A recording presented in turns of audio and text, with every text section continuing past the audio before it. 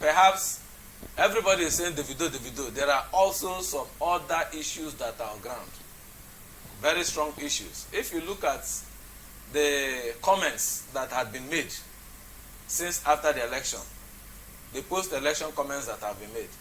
If you take, for instance, the comments by Professor Woloshenka, you will see that there is some history, some conflicts that are unresolved in Osun, particularly allegedly, for instance, the unresolved case of how Bola Ige died, and some of the persons that are active around the political scene now, what action or what part they played, what action they played at that time. So there are some of these deep-seated,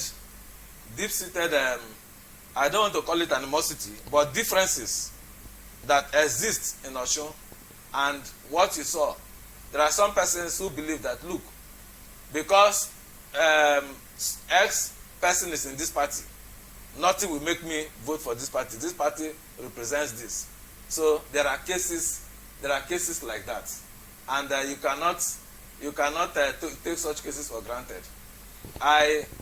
You also have to take your mind back to 2018, the 2018 elections. Yes. The 2018 elections. There are also 2018, yes. That was when they had their last election in Osun State. Yes. They are brought in for a second tenure, yes. For a second tenure. If you look at that election too, some people still believe that Oyetola won that election, and some people are still putting their stakes on it. But the people thought otherwise, because there was actually a rerun election. The people thought otherwise. And what is existing is what is the law. What exists is what is the law. So de facto and de jure, he has remained the governor. So, but this time around, people felt, okay, let us go back. Then don't also forget the other factor that I've also been mentioning. If there's a gap between leadership and performance, it is also very, very important.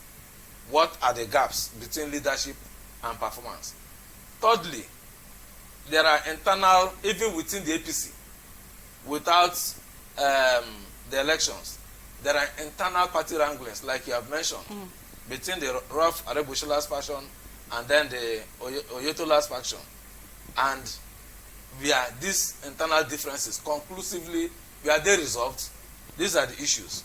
Because the narrative we have is that, okay, there was an attempt to resolve it by the Senator Masare's committee. That's the placeholder. Yes. The recent placeholder.